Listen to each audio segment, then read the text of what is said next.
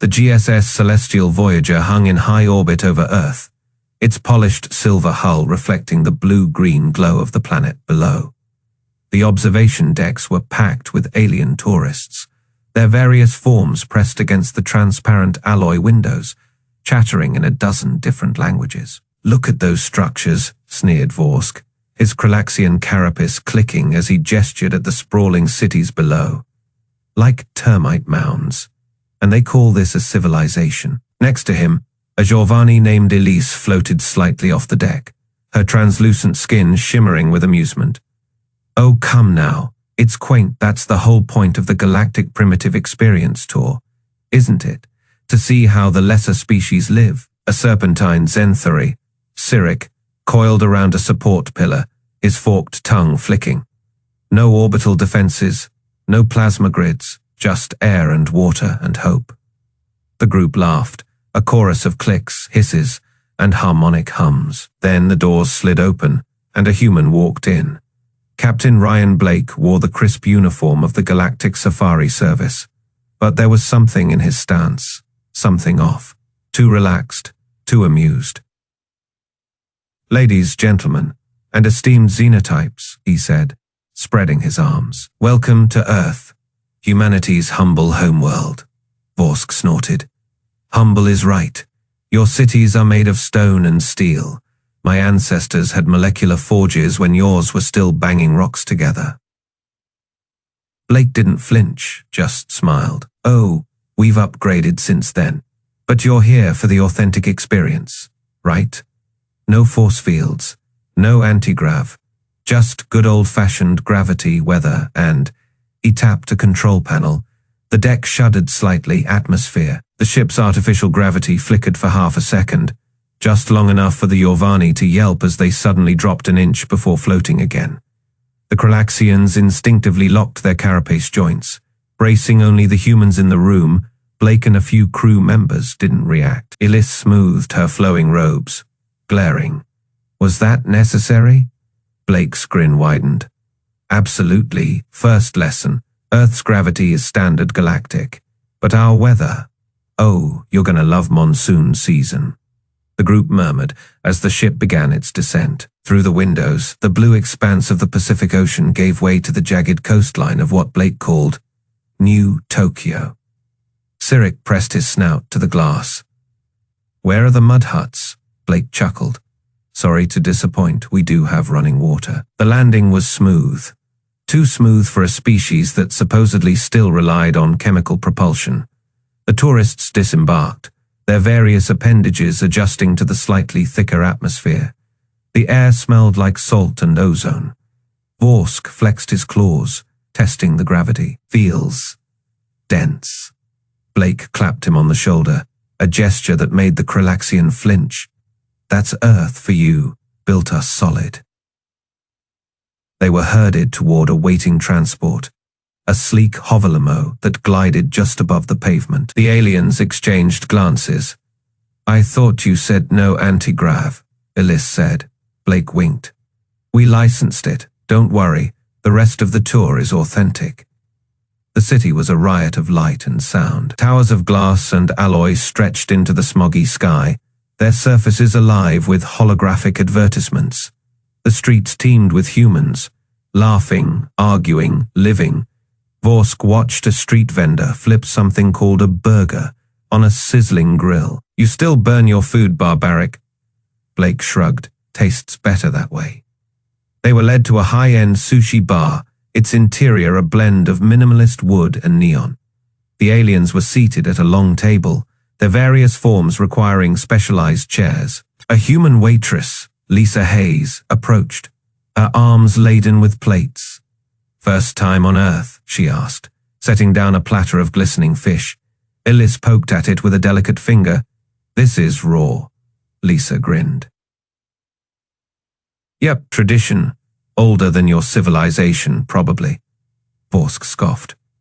"Your species is fragile, one wrong bite, and you'd choke to death." Lisa blinked. Then, without breaking eye contact, she reached down and lifted an entire crate of synth steel kegs, each one weighing at least 5 kilos, and stacked them effortlessly behind the bar, The table went silent. Vorsk's mandibles twitched. How? Lisa wiped her hands. Earth gravity builds character. Blake leaned in, his voice low. You guys really should have read the fine print on this tour. Elise swallowed. What fine print? But Blake just smiled and raised his glass. To cultural exchange. The aliens drank. They had no idea what was coming. The GSS Celestial Voyager's shuttle touched down in New Tokyo's central landing zone with a hiss of retro. Thrusters, the alien tourists filed out, their various limbs and appendages adjusting to Earth's gravity. Vorsk, the Kralaxian, flexed his armored carapace and snorted. This is it, the great primitive experience. His voice dripped with amusement as he surveyed the neon-lit skyline. Where are the mud huts, the thatched roofs? A floating Giovanni named Elixis rippled with laughter, her translucent skin shimmering in hues of pink and blue. Oh, don't be cruel, Vorsk. Maybe they're hiding them behind these. What do they call them, skyscrapers? She giggled, her voice like wind chimes. Captain Ryan Blake, leaning against the shuttle's ramp, smirked. Welcome to New Tokyo, folks. Population 23 million. And not a single mud hut in sight. He gestured toward the towering megastructures, their surfaces alive with holographic advertisements and drone traffic. But don't worry, we've got plenty of other primitive surprises for you. The group moved through the streets, drawing stares from passers-by. Humans weren't uncommon in the galaxy, but a pack of aliens on a guided tour, that was a spectacle. The serpentine Zenthari, Skith, slithered alongside the group, her scales glinting under the city lights. Your species is so small, she mused, flicking her tongue at a human child who gaped up at her. How have you not been conquered yet? Blake chuckled. Oh, plenty have tried. They were ushered into a high-end sushi bar, its interior a blend of traditional wood and cutting-edge nano-glass. The aliens took their seats, some hovering, some perching awkwardly on human-designed chairs. A human waiter, dressed in immaculate black, placed delicate plates before them. Vorsk poked at his sashimi with a claw. Raw fish. You eat this? Try it, Blake said, popping a piece into his mouth. It's an acquired taste. Elixis hesitated before lifting a slice with her telekinetic field. She took a delicate bite, then froze. This is incredible. Skith hissed in agreement. The texture is unlike anything in the Federation. Vorsk rolled his eyes but took a bite. His mandibles twitched. It's acceptable. The bartender, a human woman named Lisa Hayes, wiped down the counter with a cloth slung over her shoulder. She glanced at the aliens, her expression unreadable. Need refills. Elixis floated her empty glass toward her. Another, please. Your intoxicants are surprisingly potent. Lisa smirked and grabbed a synth steel keg from behind the bar. The aliens watched as she hefted it, one-handed, the muscles in her arm flexing effortlessly. She tapped it against the counter, popping the seal, and began pouring with practiced ease. Vorsk's antennae twitched. That keg is solid alloy. It weighs at least 200 kilos. Lisa shrugged. Yeah, you lifted it like it was nothing. She paused, raising an eyebrow. You guys don't work out? The aliens exchanged glances. Elixis glowed dim slightly. Our species rely on technology for labor. Physical strength is unnecessary. Lisa snorted. Must be nice. She slammed the keg back into place with a metallic clang. Vorsk's pride bristled. Let me try. Lisa stepped aside, grinning. Be my guest. Vorsk gripped the keg with both claws, his exoskeleton straining. He managed to lift it an inch off the ground before his arms trembled violently. With a grunt, he dropped it, the impact rattling the glasses on the bar. Lisa folded her arms. Cute. Skith's tongue flicked out in amusement. Perhaps humans are not as weak as we assumed. Blake, watching from his seat, took a sip of his drink. Oh, you haven't seen anything yet. The meal continued. the aliens now eyeing the humans around them with newfound curiosity. A group of construction workers passed by the window, hauling durasteel beams on their shoulders. A street vendor flipped a sizzling grill one-handed while juggling orders. Even the elderly moved with a brisk efficiency that seemed impossible for their apparent fragility. Elixis turned to Blake. "Your people, you all have this strength." Blake leaned back. "Nah, some of us are stronger, some are faster. But yeah, baseline human, we're built for endurance, always have been."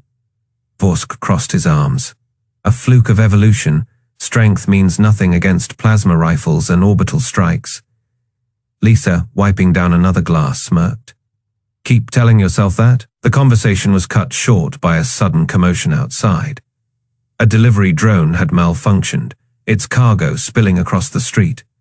Before the aliens could react, a human teenager sprinted into the road, grabbing the heavy crates and stacking them back onto the drone's platform in seconds. Elixis blinked. "That was impressive." Blake stood, tossing credits onto the table. "All right, folks, time for the next stop on your primitive experience." Vorsk grumbled as they filed out. More parlor tricks, no doubt. Lisa watched them go, then lifted the keg again, this time with one finger. She winked at the stunned Giovanni still lingering at the door. "Enjoy the tour." The aliens didn't laugh this time. The GSS Celestial Voyager's luxury lounge hummed with alien chatter as the tourists sipped Earth's quaint beverages. Vorsk the Kralaxian drained his third whiskey, armored fingers denting the glass. "Pathetic drink for pathetic creatures," he rumbled to the floating Giovanni beside him. "Their alcohol doesn't even make my secondary liver tingle." Captain Ryan Blake's boots clicked across the deck plating, his grin widening as he tapped a control panel. The observation shutters snapped shut, plunging the room into darkness. "Ladies and gentle beings," his voice boomed over the sudden silence. "Hope you enjoyed the appetizers. Now for the main course." Emergency lights flared crimson as the deck vibrated. The serpentine Zenthari ambassador coiled tighter around her perch. "What is this treachery? Our contract specified Article Fae.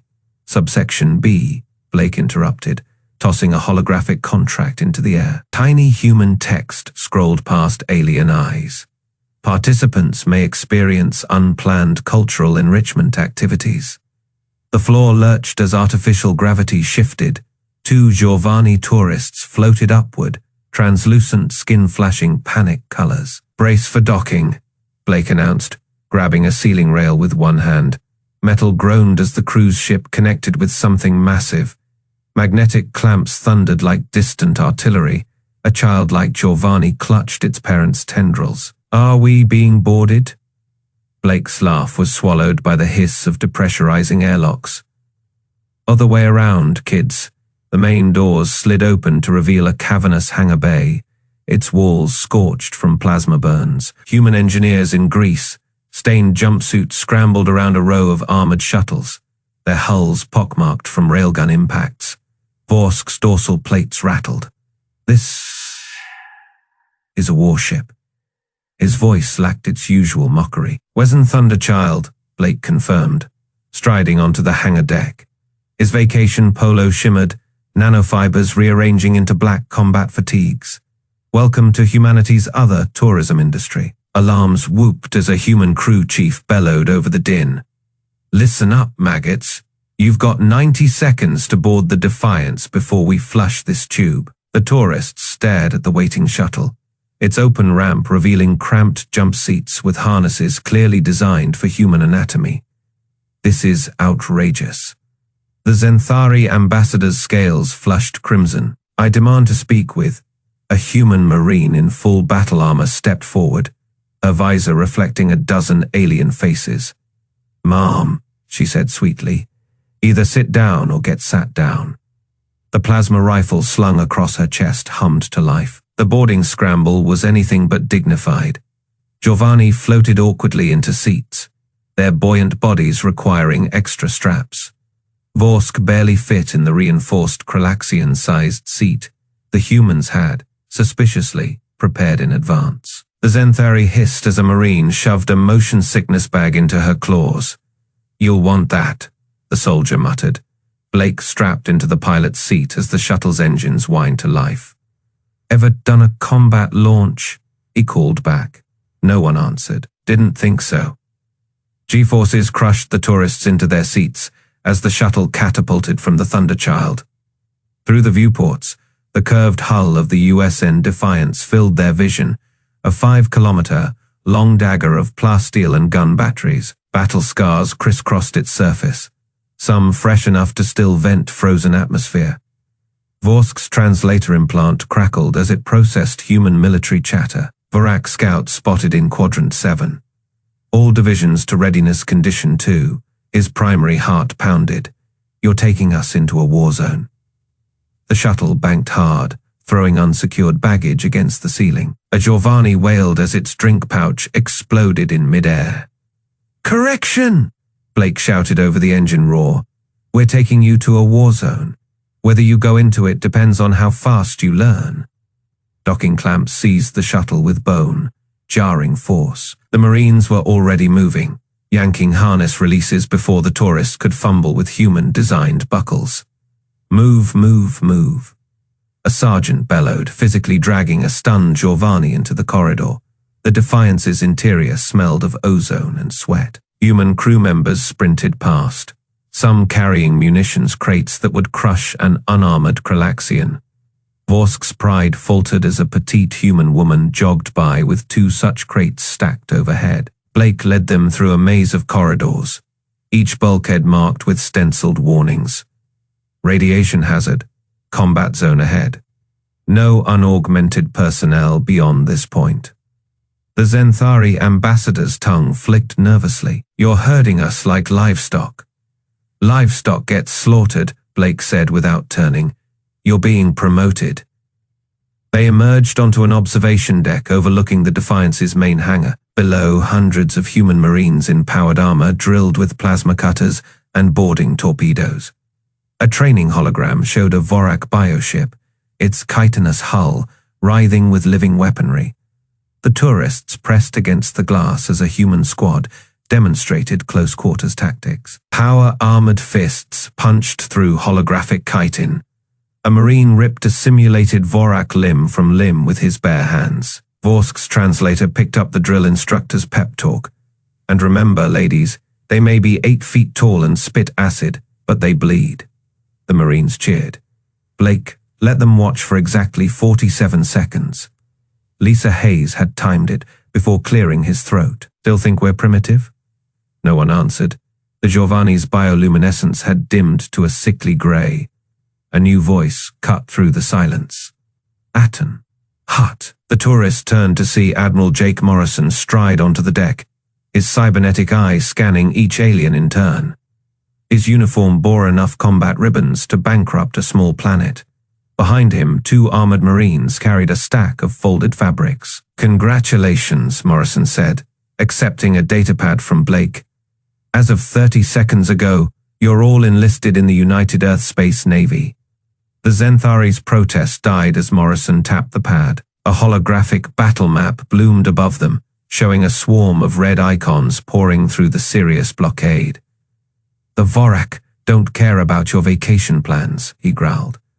They'll eat your homeworlds just like they ate the Kasari Concorde. One of the Marines unfolded the fabrics, custom-tailored uniforms in alien sizes.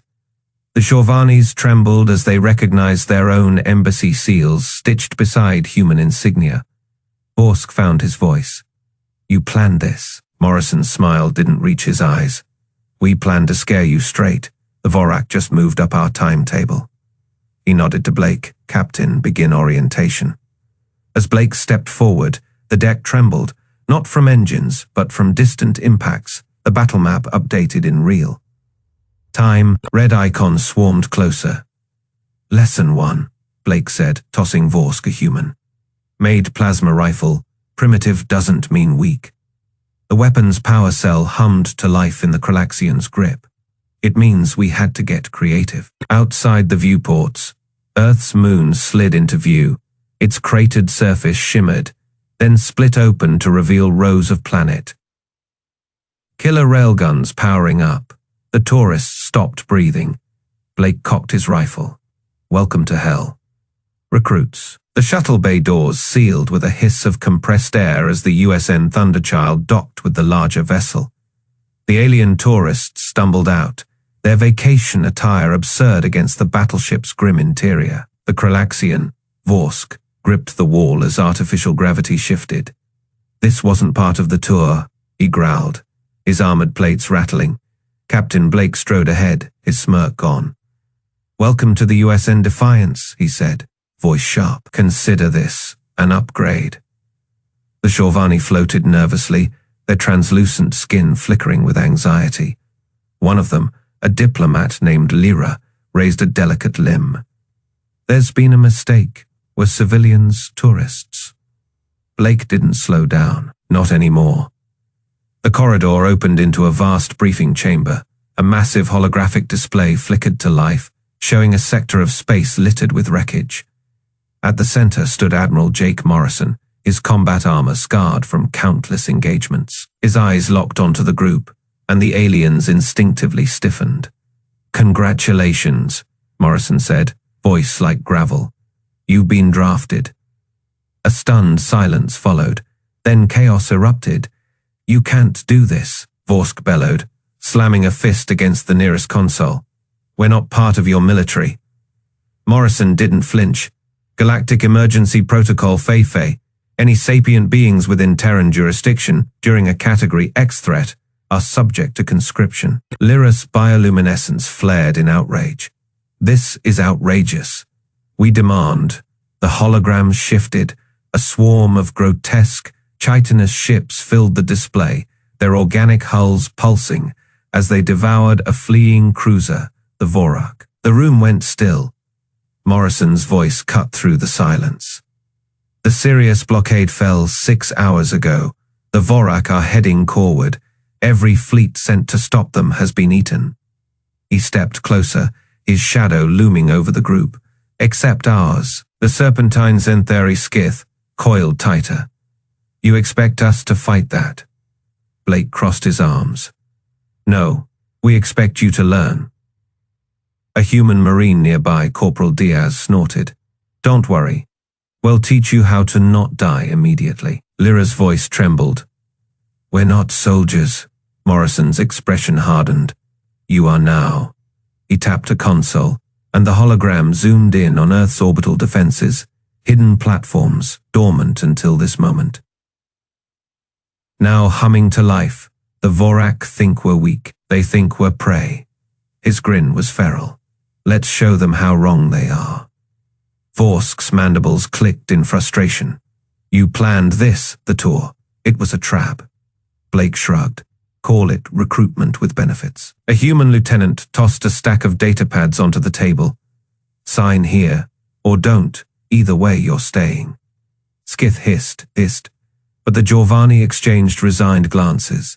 Lyra's glow dimmed. What happens if we refuse? Morrison's smile didn't reach his eyes. You really don't want to find out. The room fell silent again, the weight of the moment pressing down. Outside, the Defiance's engines rumbled, preparing for war. Vorsk finally grabbed a pad, his claws leaving gouges in the metal. Fine, but when this is over, I'm suing your entire species. Blake chuckled. Welcome to the Terran Space Marines, recruit. The aliens signed. The galaxy would never be the same. The gravity training chamber hummed to life, its artificial pull ratcheting up with a metallic groan. Vorsk, the Kralaxian, stumbled as his armored knees buckled under 3 times his homeworld's gravity. His carapace creaked. This is illegal, he wheezed, mandibles clicking in distress. Beside him, a human recruit, Private Diaz, dropped into a push-up position, his muscles barely straining. Double gravities, just warm, up, scales, he grunted, already counting reps. Wait till they hit you with the real shit. The Zentheri tourist, Ceres, coiled her serpentine body in protest.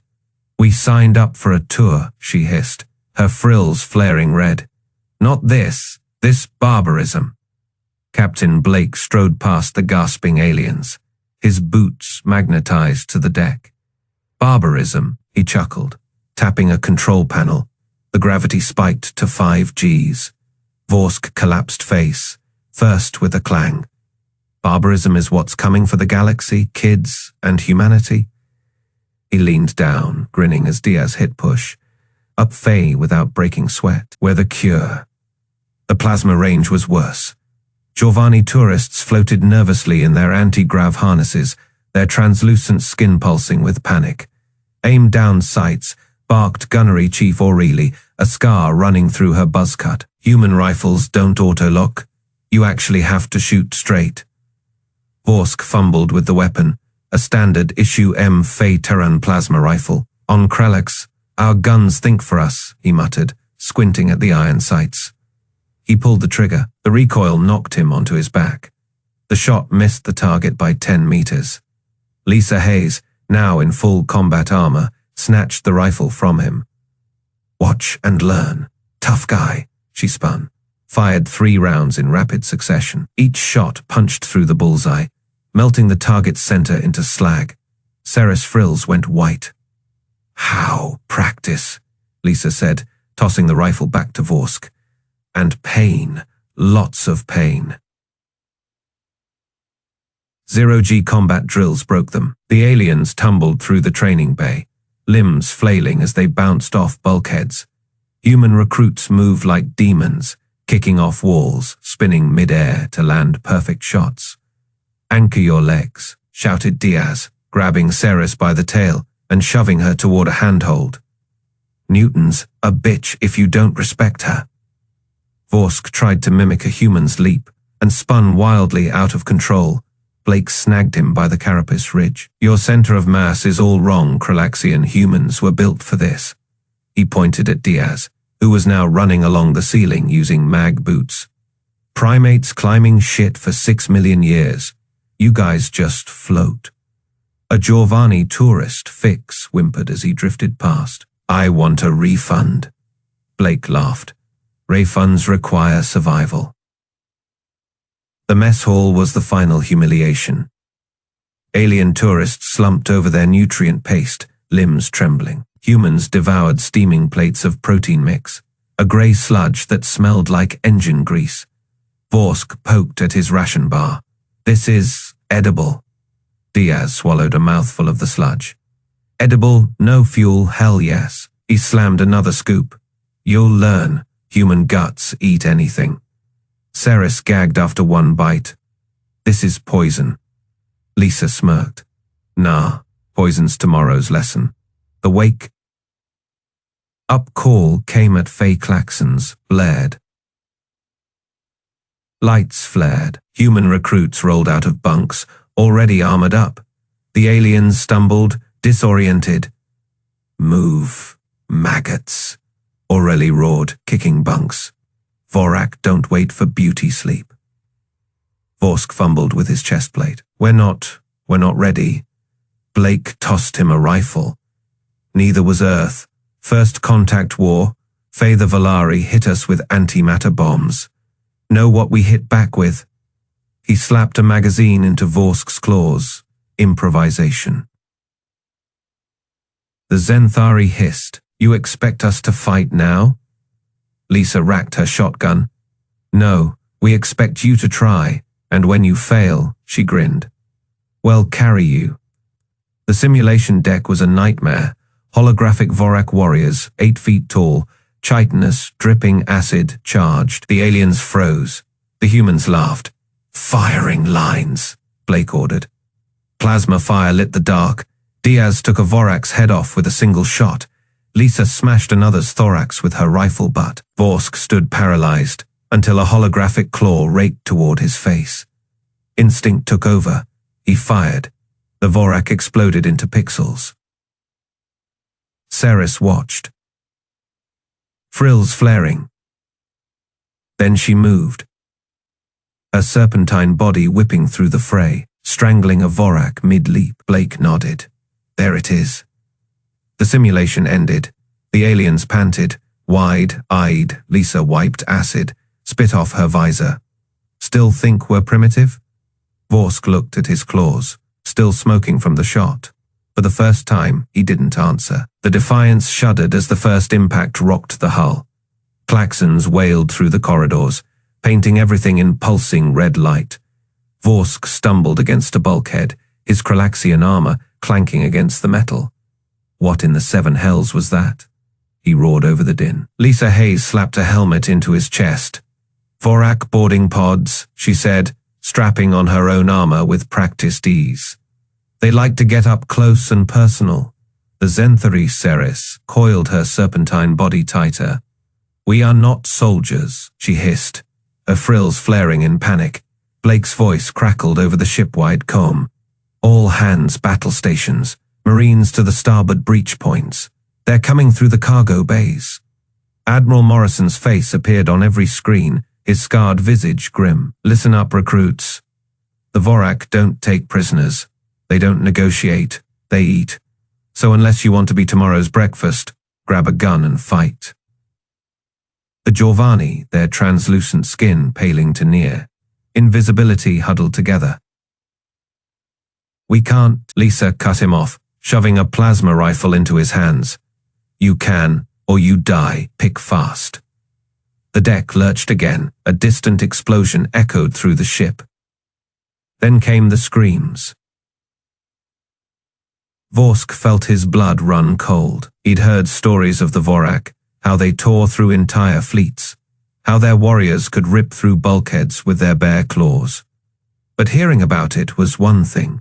Seeing the first black, chitinous limbs clawing through a ruptured airlock was another. The Vorak warrior that emerged was a nightmare given form. 10 feet tall, its segmented body oozing acidic slime, its mandibles clicking in hungry anticipation. It locked onto Vorsk and charged. He froze. A blur of motion shot past him. Lisa leapt onto the Vorak's back, driving a combat knife into the gap between its armor plates. The creature shrieked, thrashing, but she held on, twisting the blade deeper. With a final wet crunch, the Vorak collapsed. Lisa rolled off, panting. See, not so tough. Vorsk stared.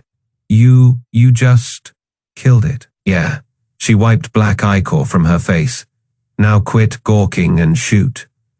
More Vorak poured in. The aliens fired wildly, their shots going wide in panic. The human Marines, though, they moved like a single organism, covering fire.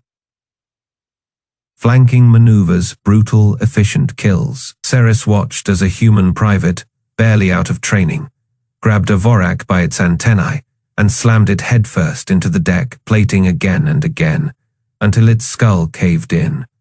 This is impossible, she whispered. Blake appeared beside her, his rifle barking short, controlled bursts. Nah, just Tuesday. A Vorak lunged at them. Blake sidestepped, grabbed its arm, and twisted. The limb came off with a sickening pop. The Vorak screeched. Blake kicked it into a group of its kin, then tossed a grenade after it. The explosion painted the corridor in gore. Vorsk found himself back with Lisa, their weapons overheating. You said Earth was primitive, he shouted over the gunfire. She grinned, wild and fierce. Primitive at what? The Vorak kept coming, but something had changed. The aliens weren't freezing anymore. They fought.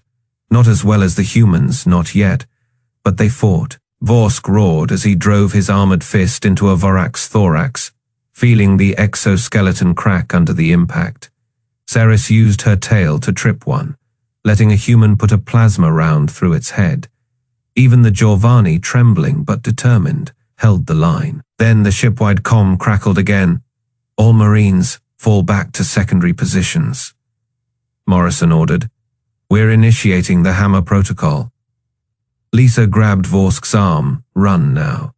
They barely made it to the blast doors before the entire section depressurized. The Vorak was sucked into the void, their screeches cut short. Silence fell. The corridor was a charnel house. Broken bodies, human and Vorak alike, littered the deck. Vorsk slumped against the wall, his armor dented, his hands shaking. He looked at Lisa. You knew this would happen. She pulled off her helmet, her face streaked with sweat and blood. "Yeah, we fought the Vorak before. They always go for the cargo bays first." Ceres uncoiled slowly, her scales dull with fatigue. This was a trap. Blake chuckled, reloading his rifle. "Nah, just good tactics." The ship shuddered again, but this time, it was the deep thrum of the Defiance's main guns firing.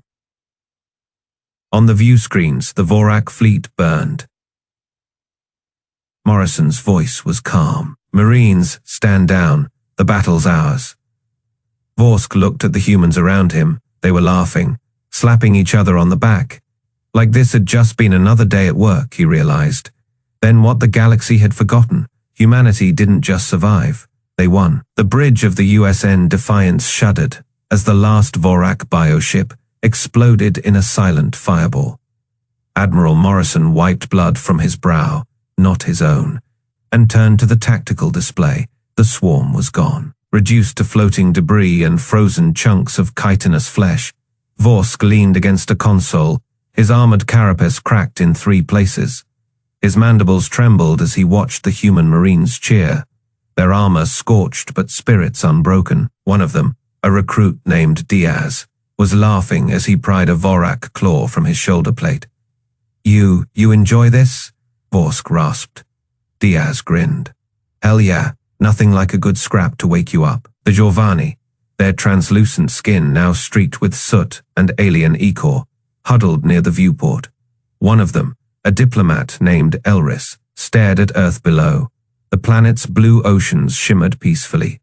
Then, without warning, massive orbital platforms unfolded from hidden bays. Gigantic railgun arrays, plasma lances, and shield projectors slid into position. "You hid these," Elris whispered. Captain Blake clapped him on the back. "Hard enough to make the Giovanni stumble. Rule one of humanity." Pal, Lisa Hayes strode onto the bridge, her uniform torn, a Vorak spine clutched in one hand like a trophy. She tossed it onto the deck with a metallic clatter. "Cleaning up. You tourists ready for your next excursion?" The Zenthari Serix coiled her serpentine body tighter. This was never a tour. Morrison chuckled. Sure it was, just with a practical component. The aliens exchanged glances. 3 weeks ago, they'd been civilians. Now, they'd fought in the bloodiest boarding action of the Sirius campaign. They'd seen humans rip Vorak warriors apart with their bare hands. They'd watched as the Defiance, a ship they'd mocked as primitives, tore through the swarm like a knife through paper. Vorsk straightened, his injuries forgotten. "You planned this. The tour, the conscription, all of it." Blake's smirk faded. The Vorak were coming, the Federation was losing. We needed every able body. He gestured to the viewport, and we needed the galaxy to see what we really are. Outside, Earth's defense platforms hummed to life. A fleet of sleek, black warships, USN Shadows, decloaked in perfect formation. Their railguns glowed with pent-up energy. Elris swallowed hard. You could have stopped the Vorak years ago." Morrison crossed his arms. "And let the galaxy keep thinking we were backwater. Where's the fun in that?" Serix hissed. "This was a demonstration." Lisa grinned. "Damn right. Now the Vorak know. Now everyone knows." She leaned in, her voice dropping to a whisper. "Never underestimate humanity." The bridge fell silent. The aliens, no, the Marines, looked at each other. Then, as one, they saluted. Morrison returned the gesture. "Welcome to the Terran Space Marines, recruits. Next stop, Vorak homeworld." The fleet jumped to warp, and the galaxy learned.